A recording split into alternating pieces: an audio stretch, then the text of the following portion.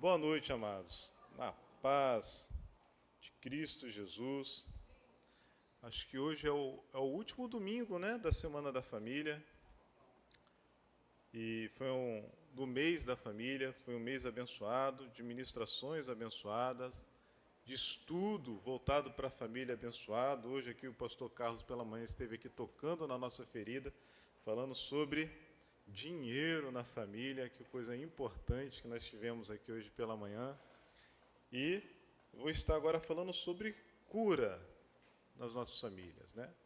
O tema era a comunhão que traz cura, e cura na família, como o mês da família, então é o texto que nós vamos aplicar no sentido de entendermos o que é cura no meio da nossa família, o que Deus pode nos curar. Vamos abrir a Bíblia, Gênesis capítulo de número 45.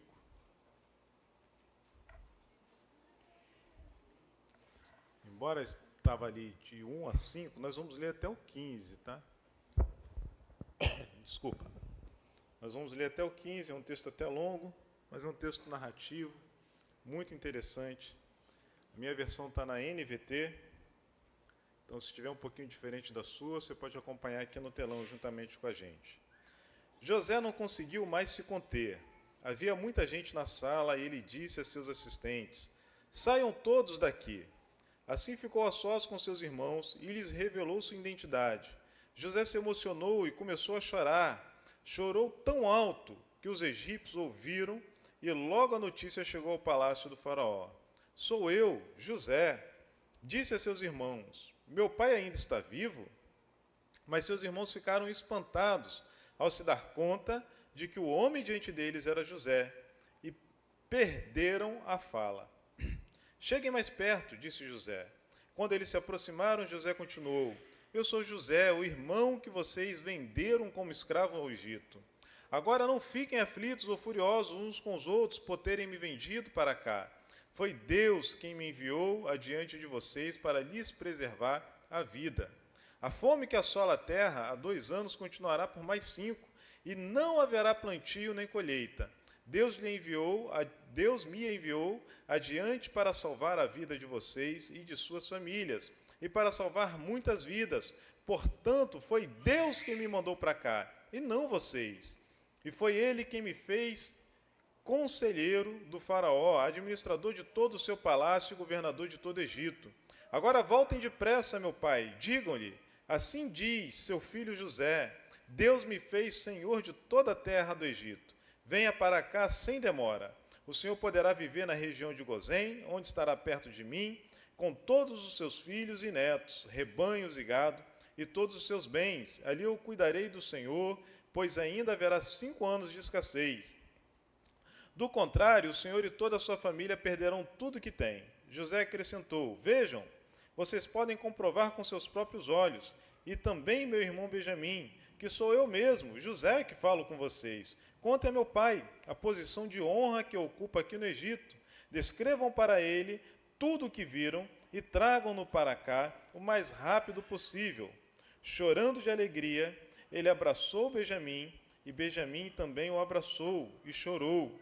Então José beijou cada um de seus irmãos e chorou com eles, e depois os irmãos conversaram à vontade com ele. Quem pode dizer amém? Amados, temos um texto muito emocionante. Aqui é quase que a conclusão dessa história que se inicia ali em Gênesis capítulo 37. E o título da nossa mensagem é Famílias Feridas. O perdão é o remédio.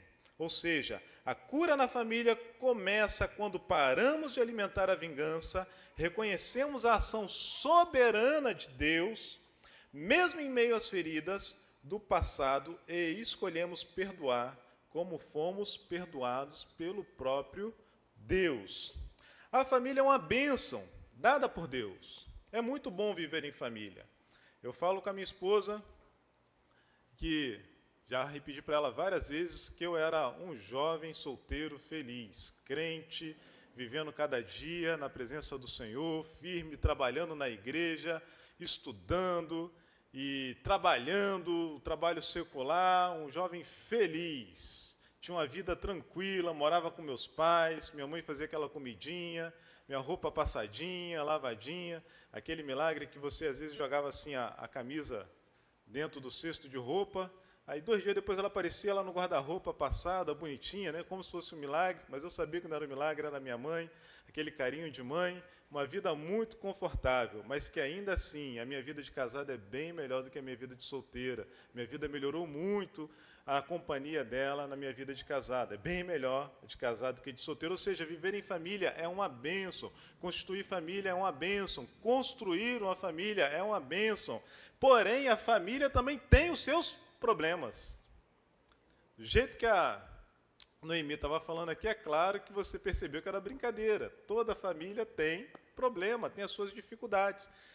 E aqui nós vemos a família de José, que era uma família complicada. O que a gente encontra no meio das nossas famílias? As maiores bênçãos dadas por Deus, recebemos cuidado, proteção, intimidade, alegrias diversas no meio da família. No meio da família nós criamos memórias que são impactantes, que passam-se 10, 20, 30 anos e a gente está lembrando daquilo. Ontem eu estava fazendo a limpeza no meu computador, fui ver lá que na pasta de downloads do meu notebook tinha mais de 1.300 arquivos. Né? Você vai, é um hoje, 2 amanhã, mais de 1.300 arquivos. E encontrei lá o vídeo da apresentação do Weber, quando a gente fez um vídeo para passar na igreja da apresentação do Weber.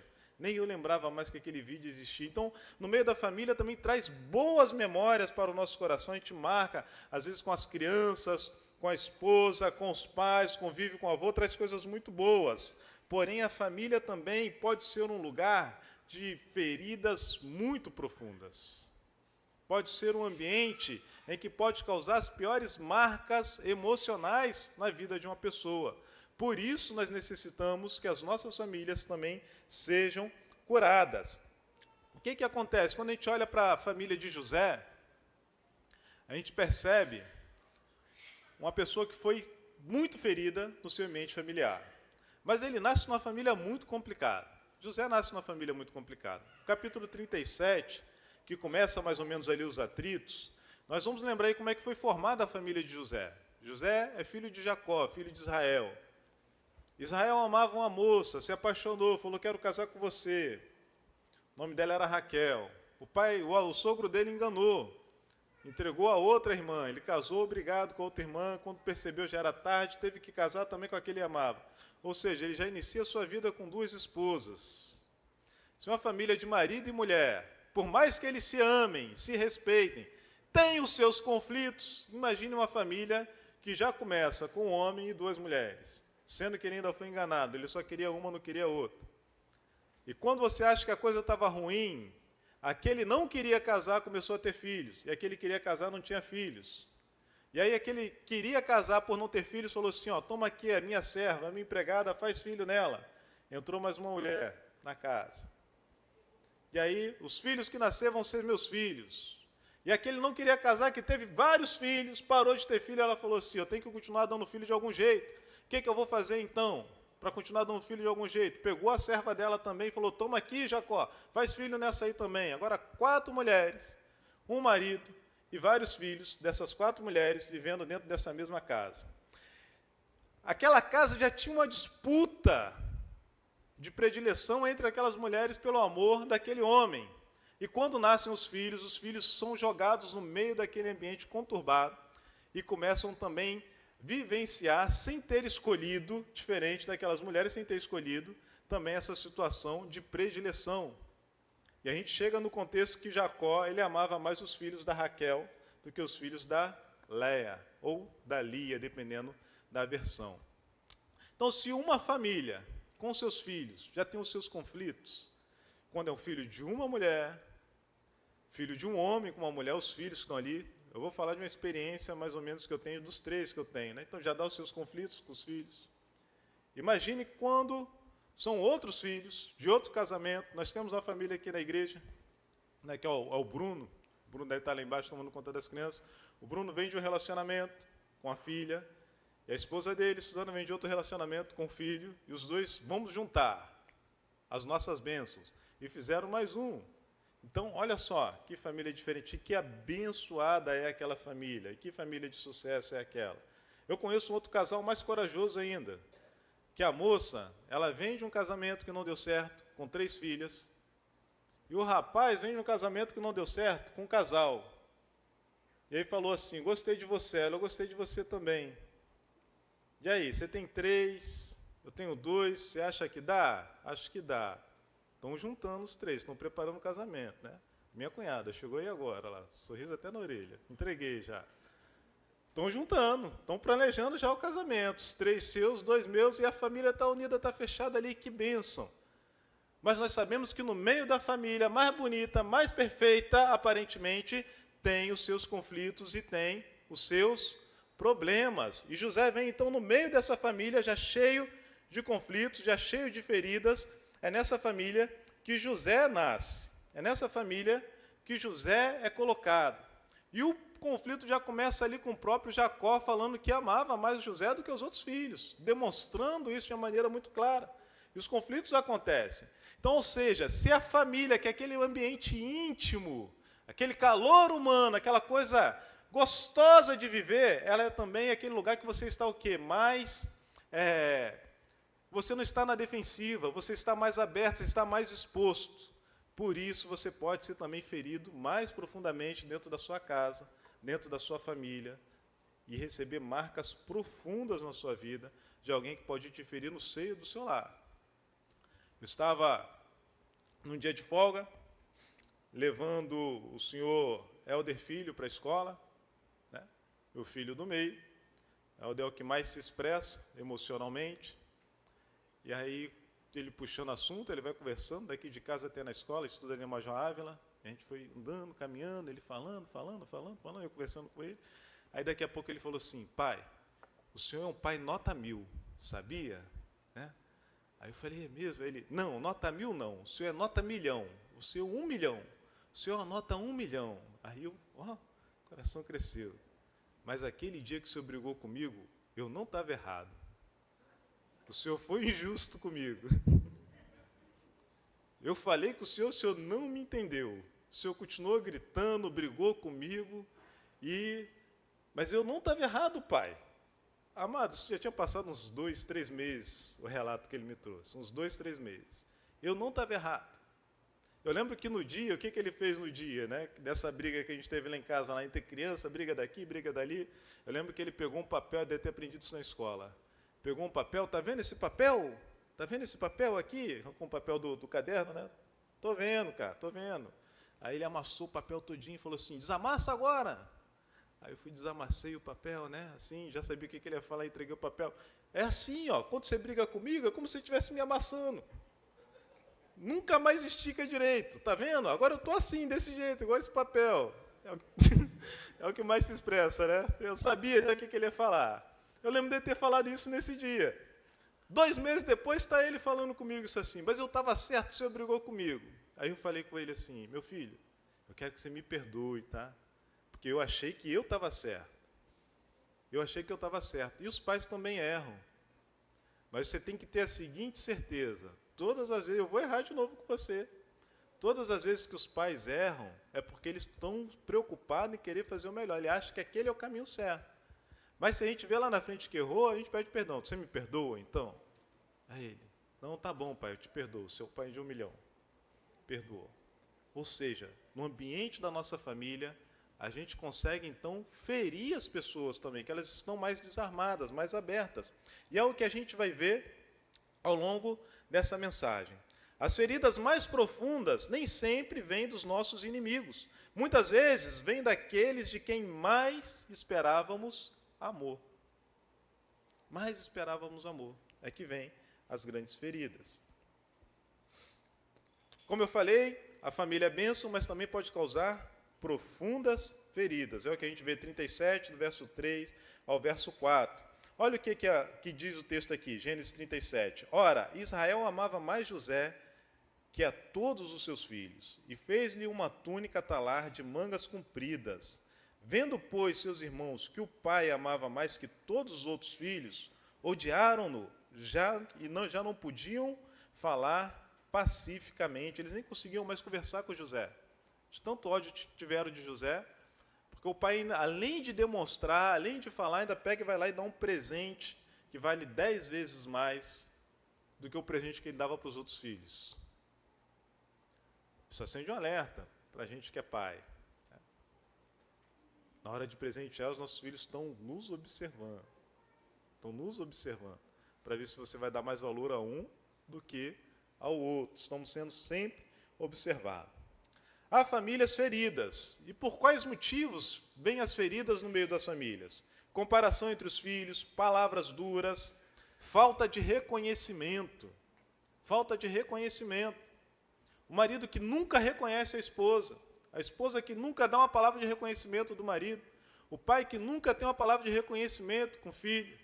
O garoto estuda, tirou 9,5. Aqui, pai, tirei 9,5. Poderia tirar 10, né? Nunca tem um elogio, só tem a cobrança, não tem um reconhecimento do esforço. Não reconhece ali o esforço da esposa, não reconhece o esforço do marido. Ausência emocional, frieza, favoritismo, desprezo, silêncio prolongado, às vezes, no meio da família. Tudo isso gera feridas, traz dor no meio das famílias. Os filhos precisam perguntar: tenho honrado meus pais ou tenho aumentado as suas dores? Os maridos e esposas precisam perguntar um ao outro: nosso lar tem sido um ambiente de cura ou um ambiente de novas feridas? O seu lar, a sua casa é um local de paz, é um local de bênção. As pessoas que não conhecem a Deus como você professa conhecer, quando chegam no seu lar, percebem esse ambiente de bênção na sua casa, de cura na sua casa. Um ambiente abençoado, um ambiente cristão, um ambiente que tem a presença de Deus, do Espírito Santo de Deus, onde as pessoas querem estar ali com você. Eu lembro que na adolescência eu não era crente, e meu lar estava bem tumultuado a minha casa. E tinha um amigo da escola, que de vez em quando eu ia fazer trabalho com ele, e a família dele era crente. Como eu gostava de ir naquela casa, eu não sabia explicar. Mas como eu gostava quando ele falava que tinha que fazer trabalho lá na casa dele. Aí eu ia lá para ajudar no trabalho, e era um ambiente assim muito bom. A mãe dele estava sempre contando testemunho. Ô menininho, sabe o que Deus fez um dia? Contava testemunho. E era um ambiente bom, um ambiente de bênção. Dificuldade financeira, mas era um ambiente de paz naquela casa, que no meu íntimo, embora eu não tivesse meditado assim, de maneira racional, é como se eu desejasse assim: eu quero uma casa desse jeito. Era uma casa muito simples, mas era um ambiente abençoado que dava prazer ficar ali dentro daquela casa. Como tem sido a sua casa? As feridas daquela família não permaneceram apenas no sentimento. Ou seja, nós vimos ali os irmãos feridos, machucados pelo pai, machucados pela predileção do pai.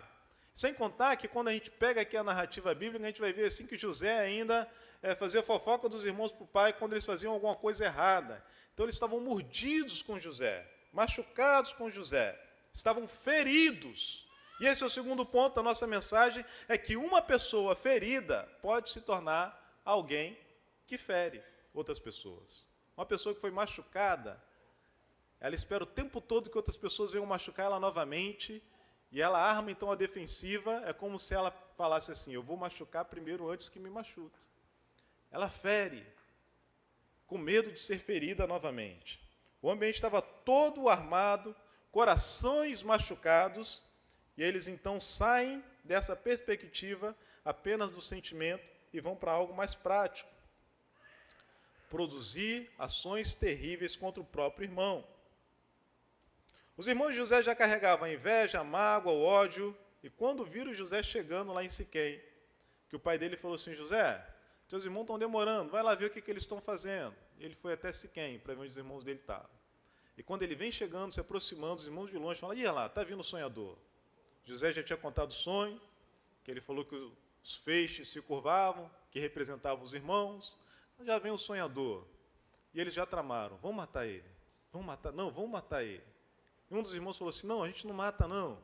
Vamos dar um susto, como se desse, vamos dar um susto. A gente joga ele aqui no poço, pensando assim, depois eu venho aqui e salvo ele. Os outros estavam determinados a matar José. Quando José se aproxima, eles rasgam aquela túnica de José, que representava ali a predileção do seu pai contra ele. Rúben tentou impedir a sua morte, sugerindo: vamos lançá-lo apenas na cisterna. Pretendia salvar ele depois. Judá, posteriormente, propôs vendê-lo para os mercadores. Vamos vender, vamos matar, não, a gente vende ele para os mercadores. José foi despido da túnica, lançado na cisterna, vendido como escravo. A preferência do pai gerou o ressentimento alimentado produziu o ódio destruiu o diálogo, que o texto fala que eles já não conseguiam falar mais com José pacificamente. A falta de diálogo abriu espaço, então, para a violência. E, por fim, os irmãos venderam o próprio irmão e enganaram o próprio pai. Há pessoas que dizem, eu sou assim porque fizeram isso comigo. Estão machucadas, estão machucando outras pessoas, estão ferindo outras pessoas. Quantas pessoas se fecharam para um relacionamento amoroso porque foram feridas lá atrás? E até hoje não encontraram um lugar de cura. Estão fechadas, feridas.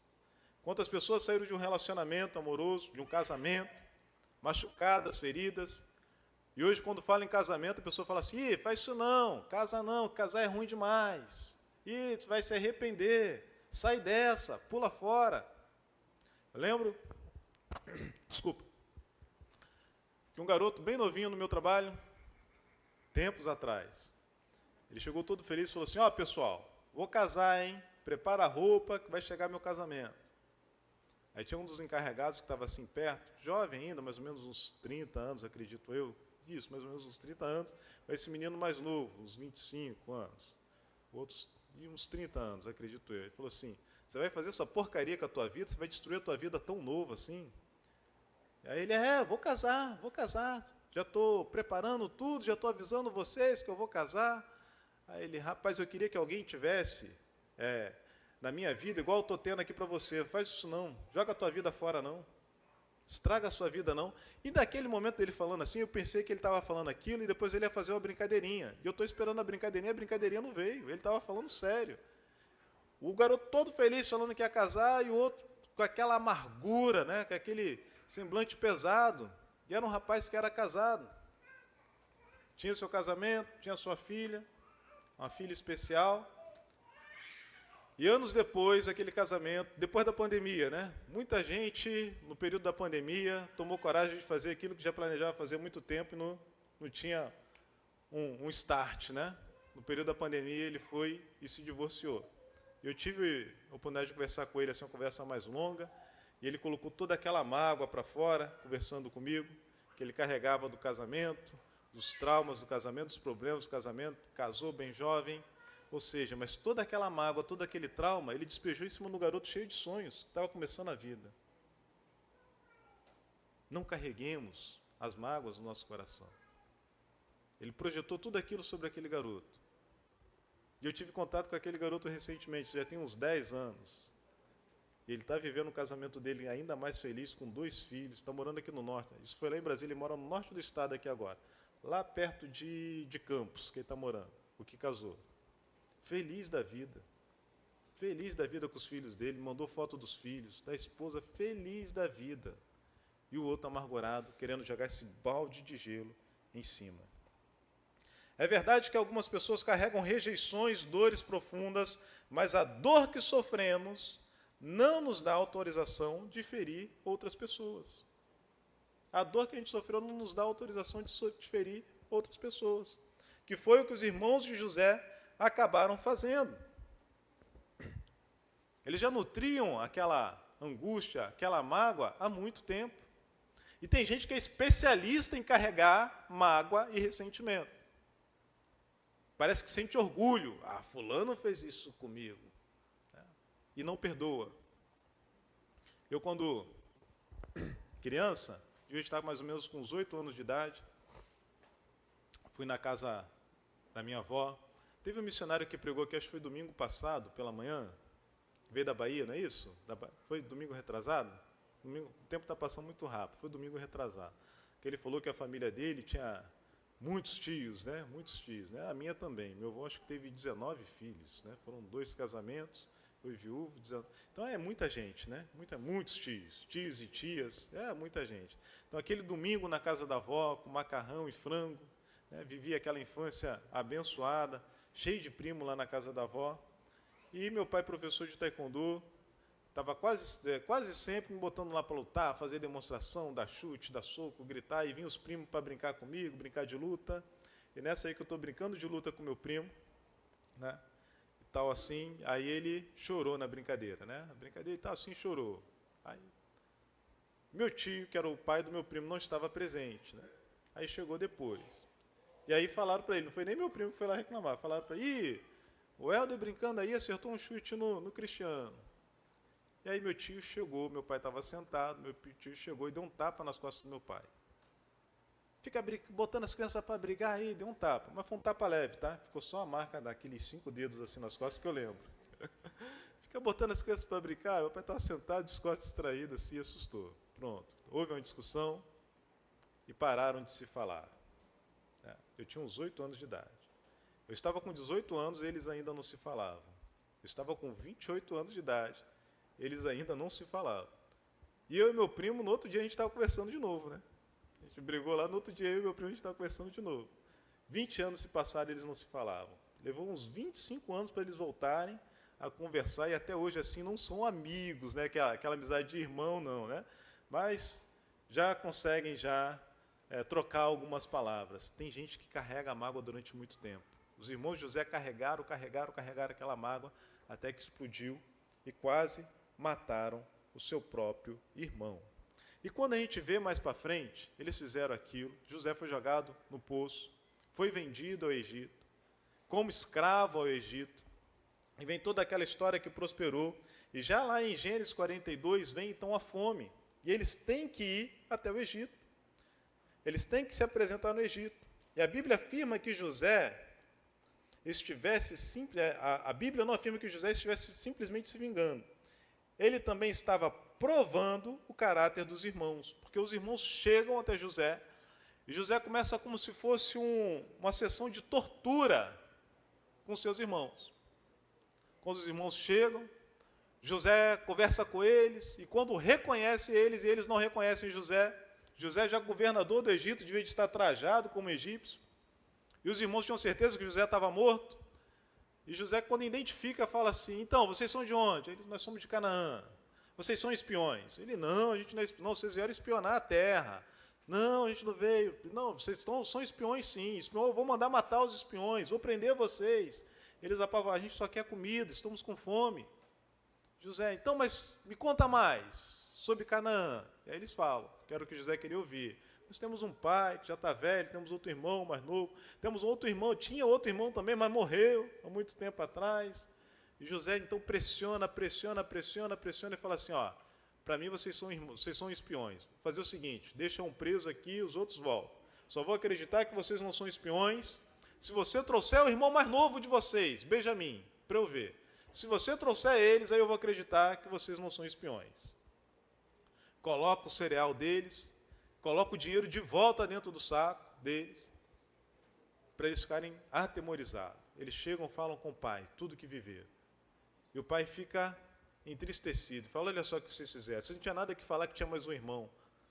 E o pai ainda não tinha aprendido a lição, que o pai não estava preocupado com os 10, o pai não estava nem preocupado com o que ficou para trás, o pai estava preocupado com o Benjamim que estava lá, a predileção continuava dentro daquela casa. O velho era ruim de coração, não tinha curado o coração dele, ele não tinha entendido que isso era um erro. Mas um dia eles têm que voltar para o palácio, porque o cereal acabou. Aqueles homens passaram a experimentar, então, o medo, a insegurança, a culpa, a angústia, ou seja, o reencontro deles com o irmão revela que um passado não havia sido tratado, e a ferida continuava ali exposta, tanto no coração de José, e a culpa no coração daqueles irmãos. Gênesis 42, 21, olha o que os irmãos de José falam. Gênesis 42, 21. Na verdade, somos culpados no tocante ao nosso irmão, pois lhe vimos a angústia da alma, quando rogava, e não lhe acudimos. Por isso nos vem essa ansiedade. Ou seja, aquela frase dos próprios irmãos mostra que o passado ainda estava vivo dentro de cada um deles. Não tinha sido superado. José havia sido levado ao Egito, mas a culpa pelo que eles fizeram com José permanecia no coração de cada um deles. E a gente tem aqui um paralelo do que José sofreu, do que ele faz os seus irmãos sofrerem.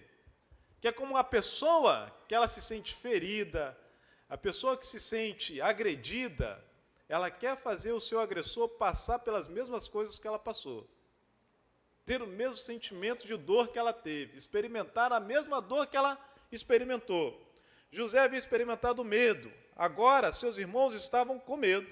José havia clamado sem ser ouvido, agora eles enfrentavam a angústia no seu coração. José havia se separado da família, agora Simeão ficou retido no Egito. Olha que tortura psicológica que José faz. Ele manda os irmãos de volta, mas Simeão fica lá, trancado no Egito, parado no Egito. José havia vivido um momento de insegurança, agora eles não sabiam o que aconteceria nas suas vidas. Guarde essa frase. A culpa aprisiona quem havia ferido. A pessoa que fere, se ela não vai lá pedir perdão, se ela não tem um momento de reconciliação, ela fica aprisionada pela culpa, aquele sentimento de culpa no seu coração, como se fosse um remorso. E a dor ameaçava aprisionar aquele que havia sido ferido. A culpa aprisiona quem feriu, e a dor aprisiona quem foi ferido, se não houver o perdão ali no meio. Há famílias que aprendem a continuar vivendo sem resolver os seus conflitos, sem resolver o que aconteceu. Tem um grande problema, uma grande dificuldade, uma grande agressão, um grande desaforo, uma grande mágoa, uma grande ferida. A pessoa grita, ofende, fala tudo o que vem na cabeça, machuca, quase acaba com outra pessoa. E sai, vira as costas. Na outra semana, às vezes se convive na mesma casa, fica de cara feia um dia, no outro dia age como se nada tivesse acontecido. Né? Segue normal, segue o jogo normal, não tem um pedido de perdão, não tem uma reconciliação, não tem aqui, estamos mais tranquilos agora, abaixou a temperatura, vamos conversar sobre o que aconteceu ontem? Vamos conversar sobre o que aconteceu semana passada? Preciso conversar com você? Ninguém fala sobre o assunto, ninguém pede perdão, ninguém admite erro, ninguém consegue realmente esquecer. Talvez haja pessoas que ainda estejam vivendo dentro de uma cisterna emocional construída há muitos anos atrás. Talvez você mesmo que está aqui hoje passou por um problema que te machucou tanto, mas você aprendeu a viver com aquilo. Ah, já passou. Mas talvez alguma coisa dentro de você ainda esteja preso emocionalmente, aquele conflito, aquele problema e aquela mágoa. E nessa noite aqui eu creio que o Espírito Santo de Deus há de trazer cura para cada um de nós, há de trazer direção para que a gente peça perdão e para que a gente perdoe também aqueles que precisam ser perdoados. Nós temos então que José, ele interrompe o ciclo da ferida, escolhendo então o perdão. Ele interrompe esse ciclo da ferida, ele escolhe o perdão. E a gente chega aqui agora no nosso texto, que nós lemos o texto principal, que é o capítulo 45. Do verso 1 ao verso 8, a gente tem assim algumas parafrases. Então José, não se podendo conter, levantou a voz em choro. Eu sou José, vive ainda meu pai? Eu sou José, vosso irmão, a quem vendestes ao Egito. Agora, pois, não vos entristeçais, nem vos irriteis contra vós mesmos, por me haverdes vendido para quê? Porque para a conservação da vida foi que me enviou adiante de vós, que Deus me enviou adiante de vós. Se é você, meu irmão, no lugar de José, fala sério, todo-poderoso governador do Egito, teu irmão te jogou na cisterna, queria te matar, queria que a sua vida acabasse. Agora eles estão ali indefesos diante de você. Uma ordem sua, 10 soldados do Egito, fortemente amados, podiam acabar com a vida dos seus irmãos. Se é você que foi ferido, como que você agia? Como você agiria? José poderia ter dito, agora vocês vão pagar tudo o que fizeram comigo. Será que você já falou isso alguma vez? De alguma pessoa que te feriu? Agora você vai ver, vai pagar tudo que você fez comigo. Agora vocês sentirão a dor que eu senti. Vocês me abandonaram, agora eu que vou abandonar vocês. Mas José, ao invés de fazer isso, José oferece o perdão. Ele não chama o mal de bem.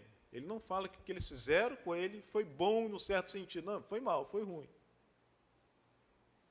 Mas Deus, na sua soberania, na sua plenitude, transformou aquele mal em bem. Ele reconhece que aquela história de maldade dos irmãos, mas ele escolhe enxergar pela ótica divina, vendo que Deus já tinha um projeto na vida dele para cumprir aqueles sonhos que ele tinha quando era jovem ainda. Os irmãos queriam o mal de José, mas Deus produziu a preservação da humanidade. Os irmãos venderam José, Deus o sustentou. Os irmãos desejaram interromper os sonhos, mas Deus cumpriu os seus propósitos na vida de José. Talvez aqui alguém tenha sido profundamente ferido no meio da sua própria família e carregue esse trauma. Eu lembro da história de uma moça que ela não podia engravidar. Ela tentava, mas não engravidava. Casamento abençoado, aqui no Rio.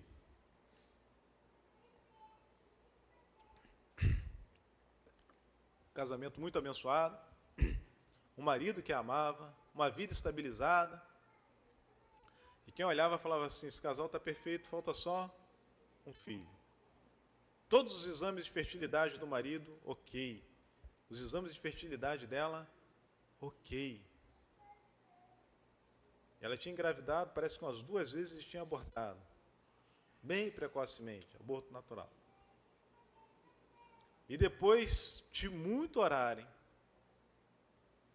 um dia na igreja, ela sendo ministrada por uma palavra semelhante a essa, sobre cura emocional.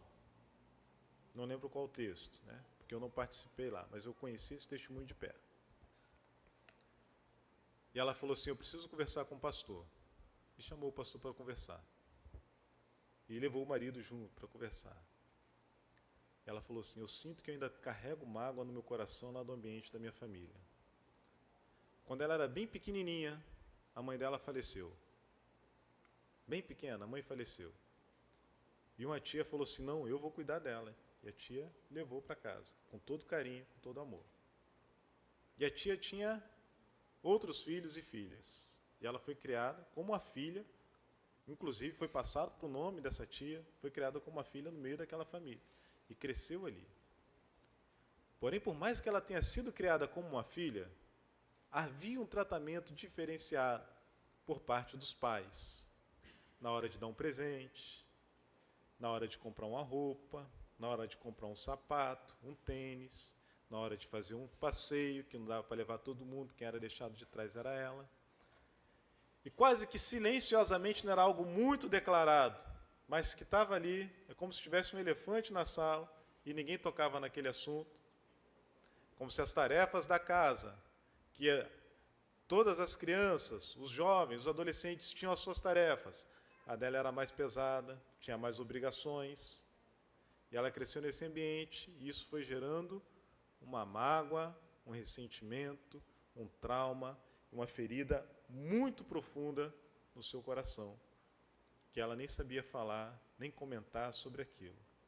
Então, lá no seu interior, na sua mente, no âmago do seu ser, é como se ela nutrisse lá no fundo do seu coração um medo de ela ter um filho e ela faltar para esse filho e o filho passar pela mesma coisa. E quando ela falou isso com o pastor, foram horas de choro. E o pastor falou assim, vamos chamar esse pai, essa mãe? Estão vivos? Estão vivos. Chama aqui. Talvez eles nem saibam que tenham te ferido tanto.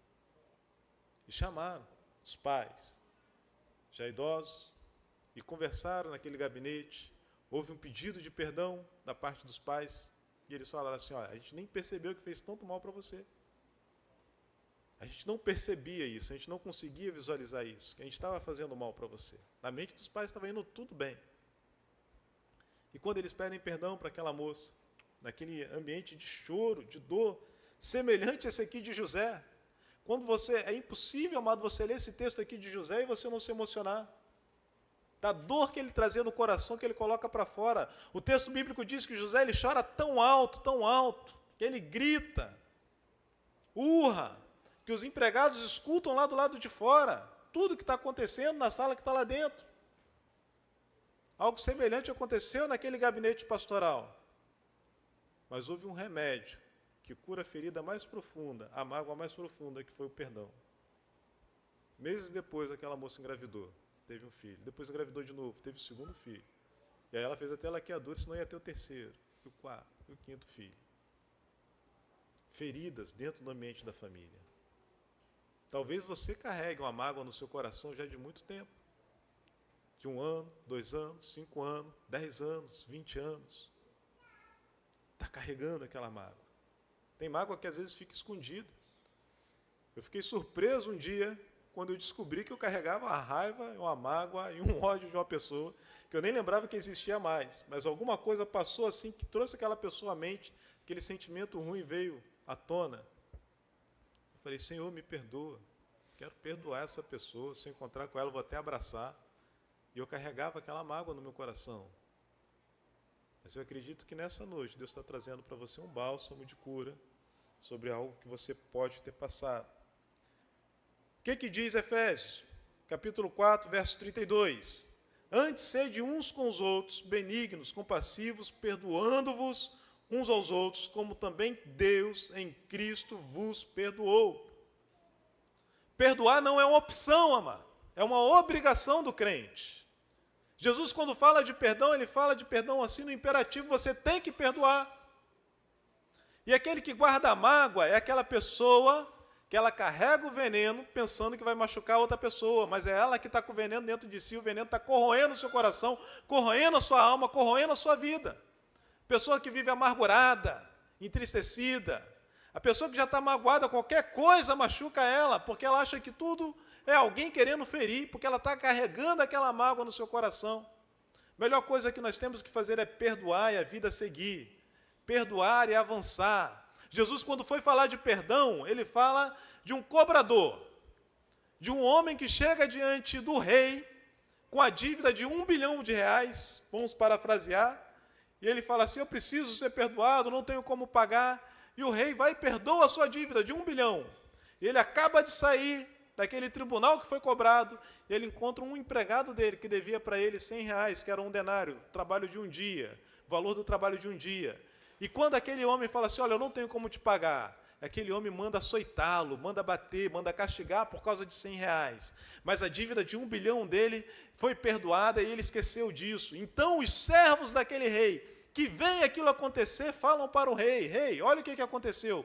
Você perdoou aquele homem R$1 bilhão, mas ele não quer perdoar R$100 o outro. E o rei fala, traz ele aqui, joga ele lá na masmorra, e os verdugos vão então açoitá-lo.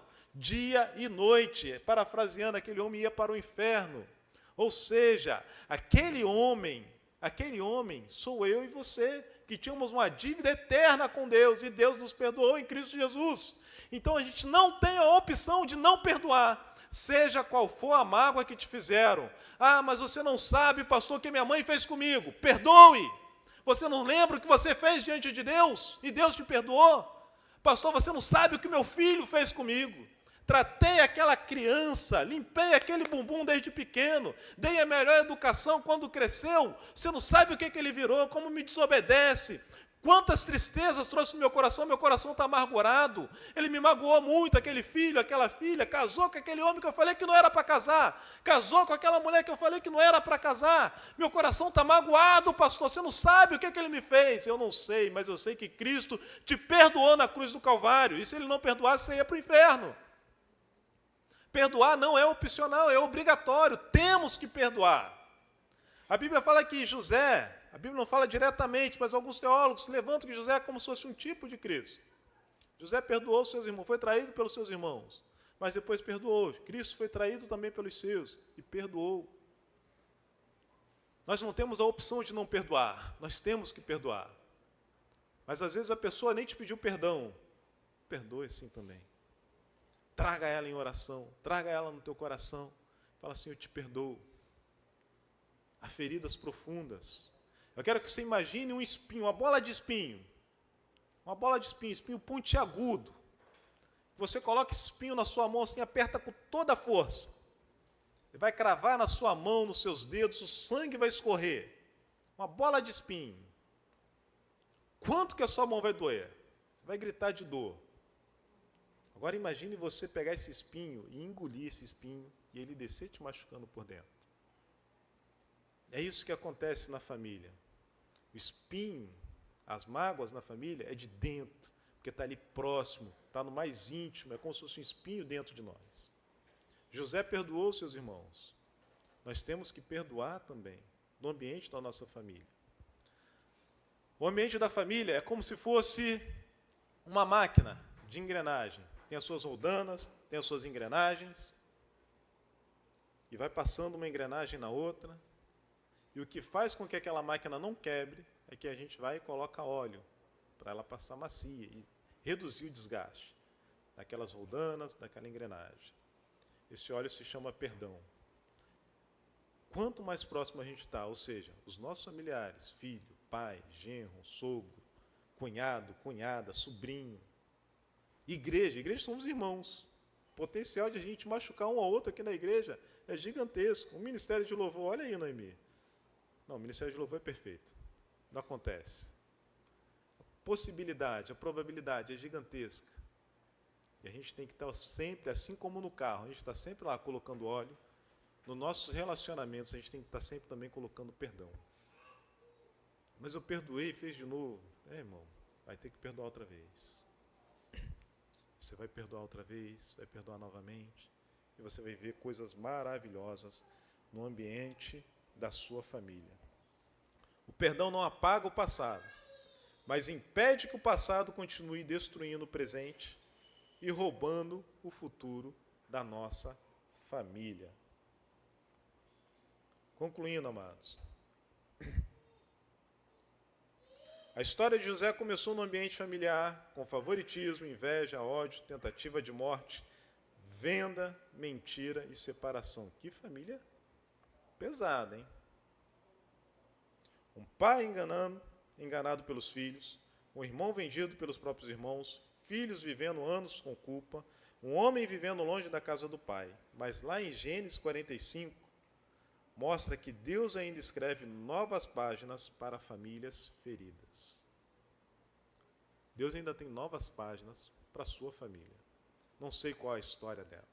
Não sei qual a sua história de relacionamento com a sua sogra, com seu sogro, com a sua nora, com o seu genro, que são relacionamentos que costumam sair um pouco mais de faísca, mas Deus tem uma nova história. Vocês podem viver algo maravilhoso. Anos depois, José vai resumir toda a história com essas palavras. Gênesis 50, verso 20. Vós, na verdade, intentastes o mal contra mim, porém Deus o tornou em bem, para fazer como vedes agora, que se conserve muita gente em vida. Deus é especialista em tornar o mal e bem. Não permita que a mágoa continue dirigindo a sua casa. Não espere a mágoa criar raízes. Corre lá e resolve logo. Não faz de conta que não aconteceu nada. Traz um confronto com amor, com carinho. Peça a Deus assim, Espírito Santo, me dê sabedoria nessas palavras. Eu quero corrigir isso. Quero uma correção. Não permita que o orgulho impeça um pedido de perdão. Já viu a pessoa orgulhosa como é que pede perdão? Peço perdão, mas você sabe o que você fez, né? Pessoa orgulhosa. Quero que você me perdoe, mas você sabe o que você fez também, né? A pessoa orgulhosa pede perdão assim. Se coloca como vítima. Não permita que a culpa mantenha você distante da reconciliação. O Ministério de Louvor já pode vindo. Interessante que José, ele podia apenas perdoar os irmãos dele e falar assim, perdoo vocês, mas eu quero vocês longe. Não, José chama eles para perto. A Bíblia fala que José abraça cada um deles, beija cada um deles, amado. A gente fala assim, eu vou perdoar, mas eu quero distância. Traga para perto. Às vezes mantém aquela distância de segurança, aquela margem de segurança, mas deixe perto. Não permita que uma ferida antiga determine todos os capítulos futuros da sua família. Leve a sua dor a Cristo, confesse seu pecado a Cristo, receba o perdão de Cristo e, fortalecido pela graça de Cristo, disponha-se a perdoar. E como é o título do nosso sermão, porque em famílias feridas, o perdão é o remédio que Deus usa para iniciar a cura. Eu quero